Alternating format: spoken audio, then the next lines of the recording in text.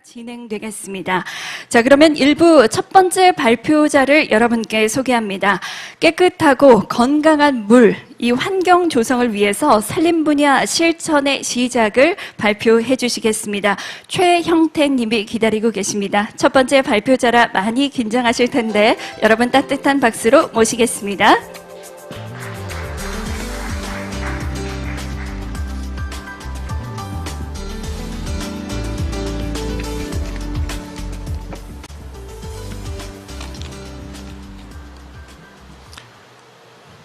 예, 안녕하십니까. 도시수연연구과 최형태입니다.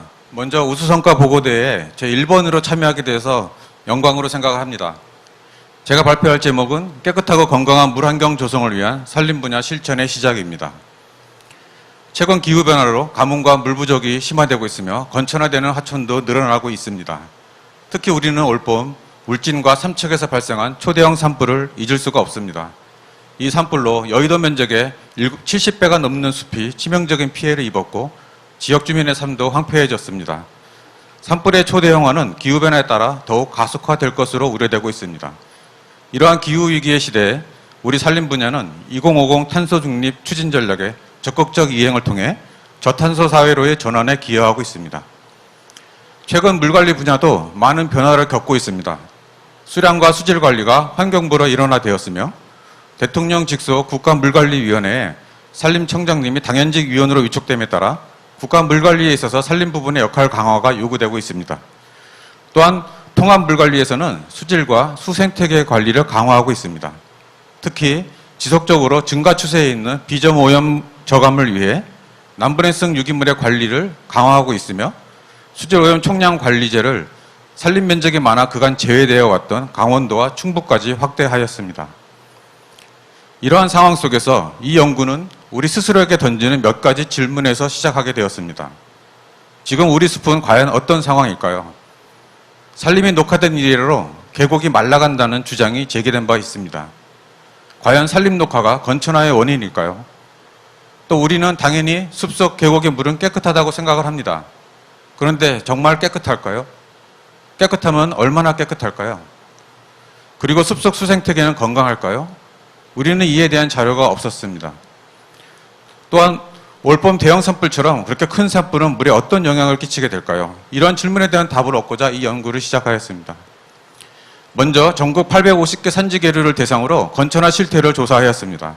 그 결과 약 33%의 산지계류가 건천화된 것으로 나타났는데 유역 면적이 작을수록 산지 경사가 급하고 퇴적암과 침엽수림이 많을수록 그리고 토심이 얕고 수화 함양 기능이 열악하며 지하수 이용이 많을수록 건천화에 취약한 것으로 나타났습니다.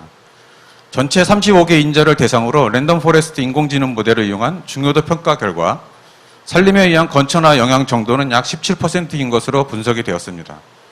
따라서 산림이 일정 정도 건천화에 영향을 주는 것으로 나타났습니다만 이는 산림 관리를 통해 건천화를 저감할 수 있다는 반증이기도 하다고 생각을 합니다. 또한 전국 10개 산림지역을 대상으로 계류 수질을 지속적으로 관측한 결과 연중 대부분의 기간 동안 하천 수질 기준으로 매우 좋은 상태를 유지하는 것으로 나타났습니다. 시기별로는 여름 장마철에 다량의 빗물 유입으로 산도가 약간 높아지고 가을철에는 낙엽의 영향으로 생물화학적 산소 요구량이 약간 증가하는 것으로 나타났지만 수질에는 큰 영향은 없는 것으로 평가되었습니다. 따라서 특별한 오염원이 없는 자연상태의 산지계류는 정말 깨끗하다고 말씀드릴 수가 있습니다. 또한 전국 30개 산지계류를 대상으로 부착 돌말류와 저서성 대형 무척추 동물, 어류, 수변 식생 등을 조사하고 건강성을 평가하였습니다.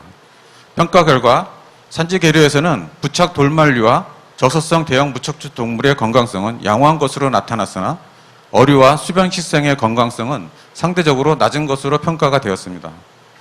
특히 어류의 건강성을 저해하는 가장 큰 인자로는 계류 수량이 너무 적어 어류의 서식 공간이 불충분하다는 점을 들 수 있어서 건천화가 어류의 건강성에 큰 영향을 주고 있음을 확인할 수가 있었습니다. 물관리 측면에서 산불은 엄청난 비점 오염원으로 될 수 있습니다. 이를 파악하고자 작년 안동 산불 피해지를 대상으로 산불 직후부터 1년에 걸쳐 수질 조사를 실시하였습니다. 조사 결과 산불 발생 직후 봄철에는 작은 유령에도 고농도의 남분해성 유기물질의 유출이 많았고 여름철에는 집중호우에 따른 유량 증가로 연간 오염물질이 대부분이 발생하는 것으로 나타났습니다. 그러나 산불에 따른 오염물질 부하량은 동일 면적의 고랭지 밭과 비교했을 때 약 5분의 1 수준 이하로서 상대적으로 오염 발생 정도는 낮은 것으로 나타났습니다. 그러나 올해 동해안 산불처럼 산불이 대형화될 때에는 대면적에서 발생하는 오염물질이 하류에 집중될 수 있어서 각별한 주의와 대책이 필요한 것으로 판단됩니다. 지금까지 물관리 측면에서 우리 숲이 가지는 몇 가지 상황을 살펴보았습니다. 그러면 이러한 데이터를 기반으로 우리가 해야 할 것은 무엇일까요?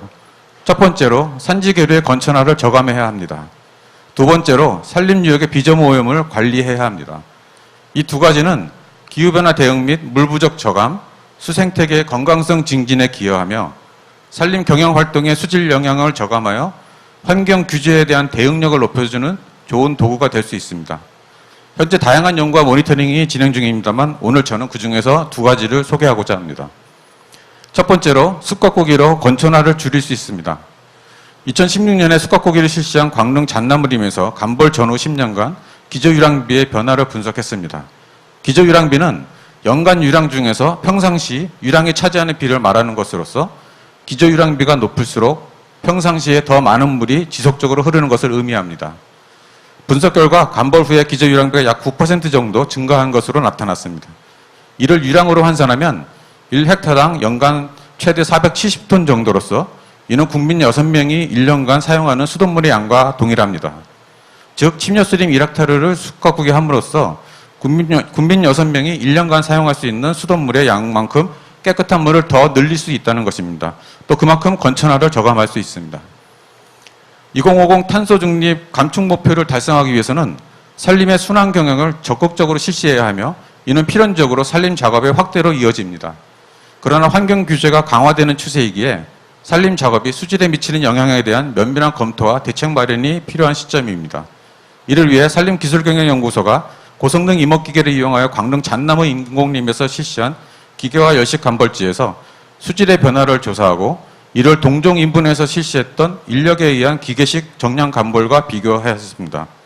분석 결과 기계화 열식 간벌에 의한 부유토사 발생량이 인력 간벌로 인한 발생량의 25에서 92% 수준으로 기계화 열식 간벌이 수질에 미치는 영향이 상대적으로 적었던 것으로 나타났습니다. 따라서 숲가꾸기에 의한 수질 영향을 저감할 수 있는 작업 방법으로서 고성능 임업기계의 활용을 적극적으로 추진할 필요가 있습니다. 우리 연구의 최종 목표는 산림 분야 물관리 고도화를 위한 과학기술과 산림정책의 개발입니다. 이를 통해 깨끗하고 풍부한 물 공급을 증대하고 건강한 수생태계를 조성하여 국민 삶의 질을 향상할 수 있습니다. 또한 수질 환경을 지키며 지속 가능한 산림 산업의 구현에 기여할 수 있습니다. 이러한 과학기술을 바탕으로 산림청은 통합 물관리의 당당한 일원으로서 수자원의 발원지를 관리하는 주문부처로서의 기관 위상을 새롭게 정립할 수 있으며 산림산업의 경쟁력 강화를 통해 탄소중립 선도기관으로서의 위상을 강화할 수 있습니다. 물론 아직까지 이 모든 게 꿈일 수 있지만 한 발 한 발 계단을 오르듯 최선을 다해 꿈꾸는 모든 것들을 이뤄나가겠습니다. 이 길을 같이 걷는 친구들입니다. 든든한 동지이자 고마운 사람들입니다. 예, 감사합니다. 네, 첫 번째 발표 최형택님의 발표 잘 들었습니다. 관리가